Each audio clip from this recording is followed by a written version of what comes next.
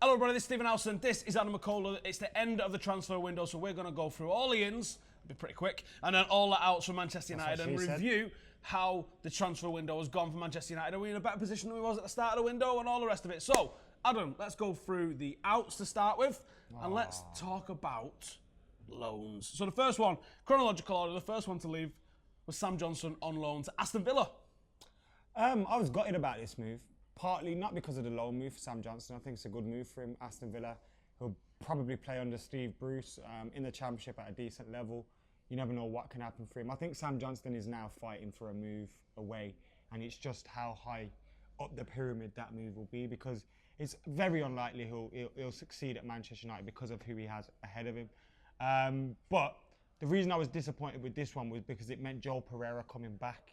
I've got high hopes for Joel Pereira. He was having a smashing time on loan. I'm absolutely fine. If in 3-4 years David De Gea left, I wouldn't be that gutted because of Joel Pereira being there.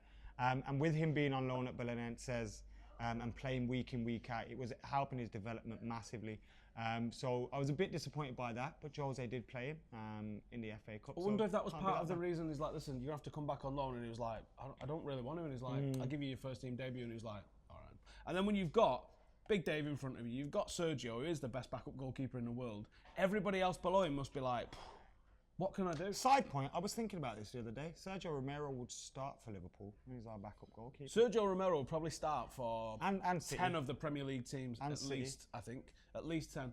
And probably hundreds around Europe. And even at threat of losing his national team place, he was like, yeah, I just want to stay here. It's starting midfield for Arsenal. I like it at United, so I'm staying here. The next one that was off to move then was Morgan Schneiderlin, off to Everton. Rumoured to be joining, Memphis Depay was rumoured to be joining him. He went for £20 million with £4 million added on. That's a great move for Everton, strengthening their midfield. A really astute buy there, I think, from Ronald Koeman. Schneiderlin's a player that I thought Mourinho would love. I thought there was a lot of Matic qualities about him. I thought when he came here, that would almost be a guaranteed starter for us. Didn't work, didn't happen. He's moved on to Everton. Good or bad for him and us? I think it's a good move all round. We get our money back, most of it. Everton get a very good player. I think when you look at Morgan Schneiderlin, he's not a player that has declined in quality. He just hasn't played.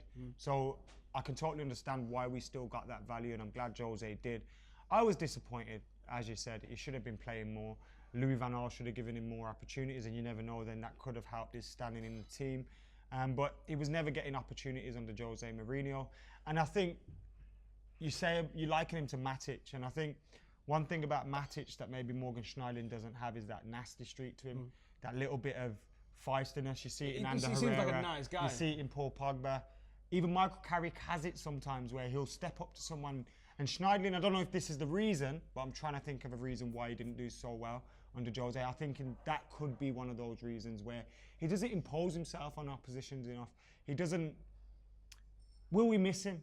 I don't think we will. And that's a shame, because I think it came with all the ingredients. I remember when we signed him, it was like we'd been on a drought of central midfielders. You were like, Schneiderlin, Schweinsteiger, our midfield sorted, do you know what I mean? And for the first time since 2005. Yeah, so it really disappointing, but good luck to him, and I hope he does well at Everton. I think he will do well at Everton. I think that's a really good buy for Ronald Koeman. Barkley will benefit from that as well, massively. Exactly, yeah. I think he sweeps up nice. I think he's a really important player in a team like that, and I think he will go on and do well. The next one to move was Joe Riley on loan to Sheffield United. Good luck, lad. I think Joe Riley is massively underrated by a lot of people. Didn't put a foot wrong in the first team. The opportunities he was given under Louis van Gaal. Very similar to Marcus Rashford in terms of his ethic, his work rate, and his output and his determination. Like, there's no such thing as a 50-50 ball when it's Marcus Rashford. I mean, look how many chances Rashford creates for himself just by harrying the keeper, just by putting pressure on a defender. I remember a game at QPR in the under-21s last season, and they had Marcus Rashford playing on the left and Joe Riley playing left back, and the poor right back for QPR was in absolute tatters because every time he got the ball, them two just sprinting at him like dogs, just going for him. And in the end, whenever they passed it to him, he just kicked it in a touch. He was done. He was like, forget it. My head's gone. And defensively, do you think Joe Riley, you've obviously seen a little bit more of him. I've seen bits of him, but not as much as I have of Luke Shaw. Say, defensively, do you think Joe Riley has what it takes under Jose Mourinho, or would it be like Shaw, where it's kind of like, going forward he's good, but I need to work on him defensively? No, I think defensively he's good because he's just relentless. He's got great agility, and I think his relentlessness is such a big asset. Like, Tony Valencia makes up for a lot of his... he's a right winger that's playing right back, and he's filling in and he's learning on the go at the moment, is it? But there's still fundamentals that he's not getting correct. I think Joe Riley, like Tony Valencia, makes up for a lot of average, mediocre fundamentals with unbelievable relentlessness and determination. And I think that now he's gone to the Championship or League One, Sheffield United? League One. He's far too good for that level. He is far too good for that level. They're going to get promoted.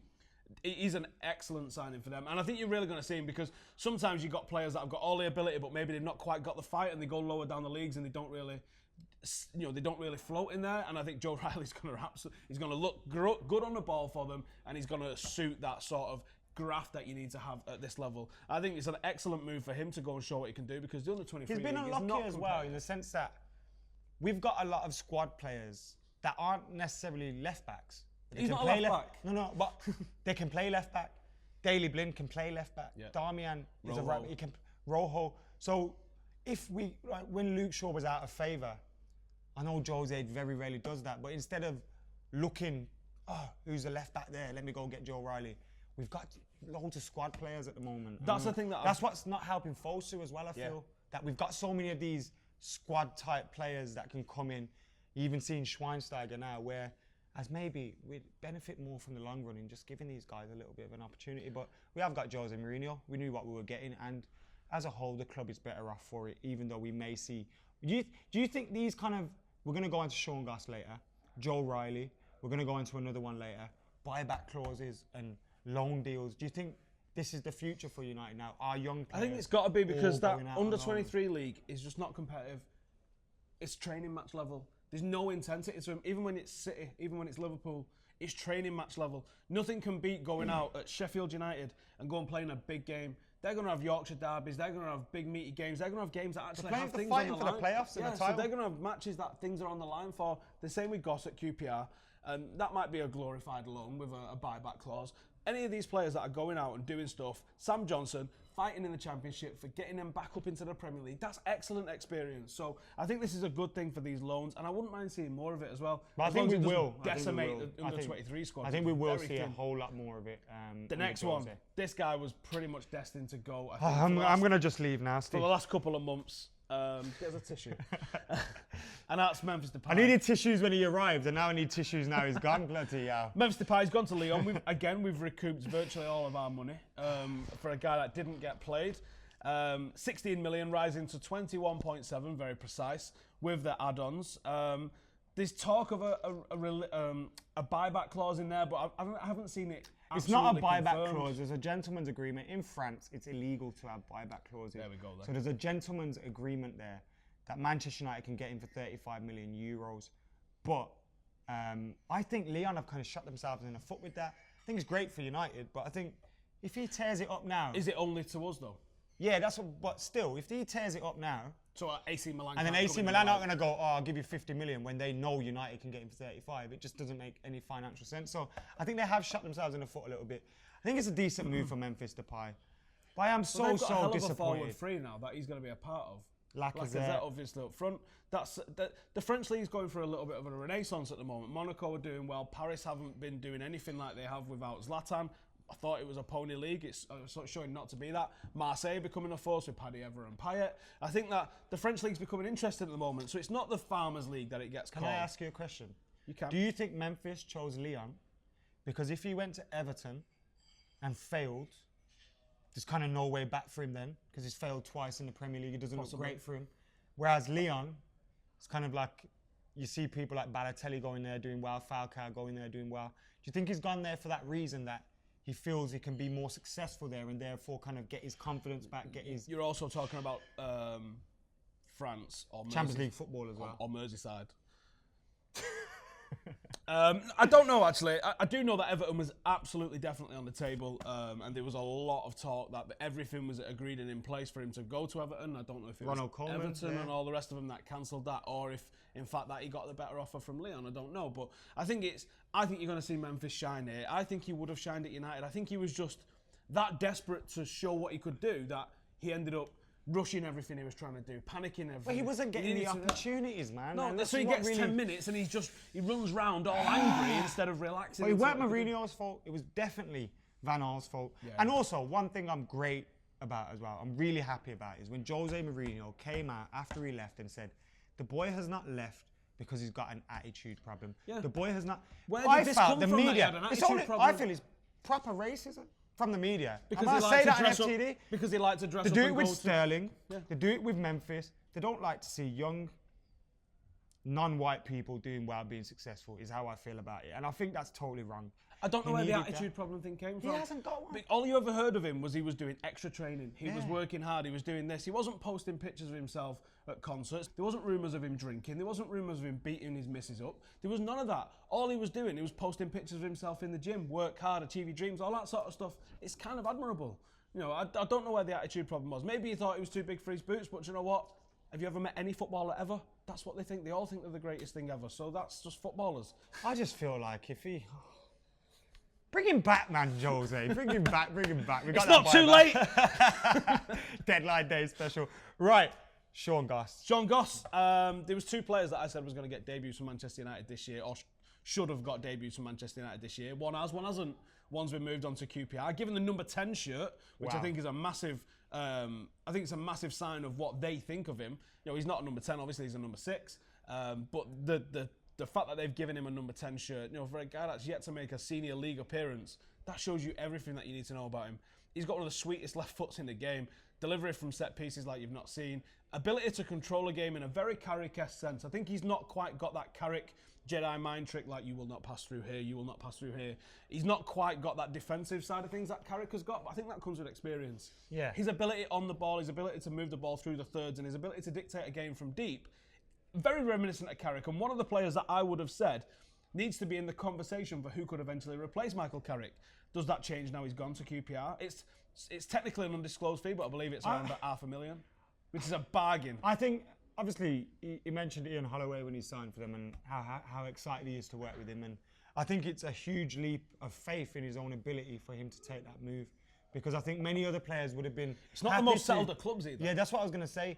I think many players would have been happy in the cocoon of Old Trafford and Carrington to just think, I can stay here. This is my dream club. a lot of players that do that. You know, and I think he felt... He's backed himself. I need to go. He's backed himself. One thing I'm worried about, QPR changed managers more than I changed the Jew one today, I think. The Jew changed today, I think. I just hope he's working with Ian Holloway long enough to progress, long enough for that manager that's shown faith in him. It doesn't even need to be long enough with Holloway. He just needs to go, get in the side and start showing what he can do. Number 10 shirt, though. Anybody that can see, anybody with a pair of eyes is going to be able to tell you that the lad is a quality footballer.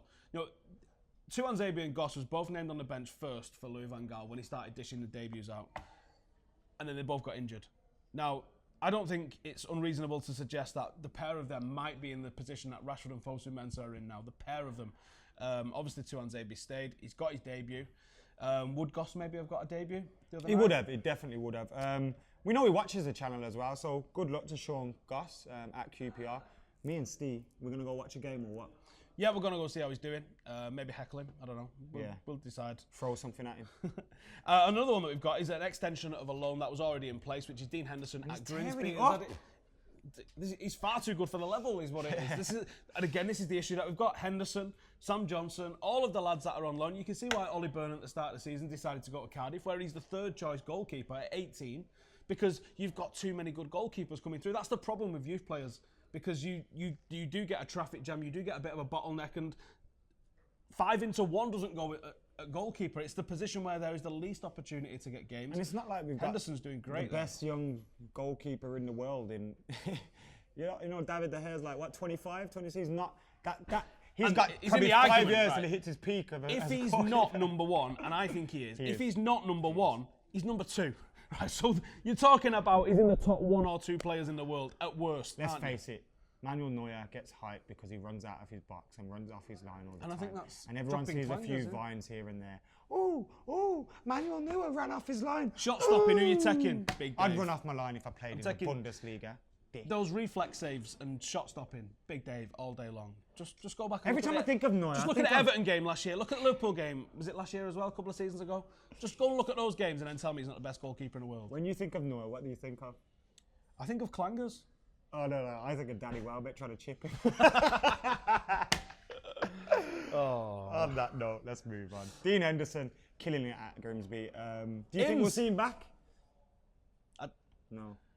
Not to come into the first team. I Because think he then might Joel come back and then Pereira, go back out. you know what I mean? He might come back and go back out Joel's again. that guy. Right, let's talk about the ins. Joel is that guy. Are you ready for this? Right. Can I do a drum roll? We got no wins. Can you do a sound on the drum roll? And Chris? But I've got some question for you guys in the comments and a question for we you. ain't got no wins. We got no wins. Danny Ings? No ins. Oh. No ins. But I've got a question for you guys in the comments. So what I want you to do is hit us up in the comments here, but also hit us up on Twitter as well, because I think we need to get to the bottom of something. What we need to get to the bottom of, it's not the Ben and Jerry's tub, right? Because I get to the bottom of that regular. What we need to get to the bottom of is how these Griezmann rumours started. Do you think Griezmann's coming? Yeah. I do. Why? I don't know.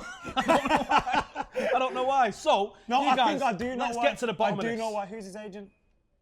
Jorge Mendes. I don't know if it is. I don't think it's Mendes. Listen, I know why he's coming. Because he loves Pogba. Pogba loves him.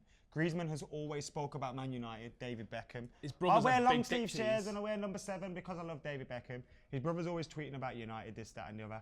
That's where the links come from. I think this is a move that may happen. But whilst I admire let's Griezmann, just go back on this and I think logic, Griezmann's fantastic, I don't think he's the finished article.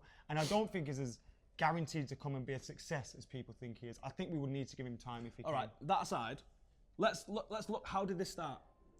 Can you guys find for us? Help us find it. We'll piece this together. This is a group project that I'm going to take credit for, right? So let's get it all in the mixer. You were that guy at school, innit? Yeah, I am. I'm not the guy that's going to fail a drug test for Usain Bolt and get him a medal took off him. But no, this is a group project that I'm taking all the credit for. So let's find it. Can we find the first article linking Griezmann to Manchester United? Can we find people talking about it? Can we find any quotes? Can we find any reliable journalists? I'm not talking Metro. I'm not talking the Express. We're not talking the Sun either. Talk to me. The fat man. Talk to me about All them Sports knobs. Witness. Talk to me about The Guardian. Talk to me about reliable people. You heard about Don Ballon? Let's not talk You about heard Don about Ballon. Don Ballon? Let's not talk Listen, about there's this guy called Don Ballon, yeah. He's an absolute bellend. Do you want to know about... Chris I don't is think the waving people downstairs want to hear about him. Right, so let's have a look. Let's go through this logically. Don Let's do this thing properly together, was right? in Godfather, I don't want to you know know. about Tutto Marco Webb. I don't want to know about Sky Italia because they're always pulled out as a crazy source, aren't they? I don't want to know about the Metro. Talk to me about Sports Witness. Talk to me about reliable, verified sources. Let's find a quote. Let's find anything that corroborates what's about to happen potentially with Griezmann. And let's get to the bottom of it. And let's see if we can figure it out. So because you're saying it's I done? don't like to start transfer rumours because it's not about that. I would rather shut a transfer rumour down than start one. So let's either shut this down or assure ourselves that this is about to happen. Let's get to the bottom. Let's just find the truth. Let's just get find ourselves the truth. excited, guys. Yeah, let's just find the truth. And then someone we'll get decide onto that it's Don happening Ballon or for not. me. He's usually got all the info. Don Ballon. And if anyone quotes What I got. Indicalia, you're blocked. I'd rather listen to Indicalia than, what's his name? Costis, the fat man. What a knobhead. Right, so that is the transfer window review. You've got a job to do, and that is to sort us out the information that we need to find out. Let's do this together. Let's get on Twitter. Let's get in the comments down below, and let's find out who started this Griezmann to United rumours, and is there any truth in it? Let's figure it out together. Let's just not rely on newspapers. That's just an echo chamber of Are you still talking, Steve? alternative You know what facts. to do now. Bloody I'm just hell, making shut up. sure they know. Do you know? Have you got your pen? Have you got your paper? Let's I'm do off. this See thing. you later, guys. Right, subscribe, like, get it all in the comments. We're done.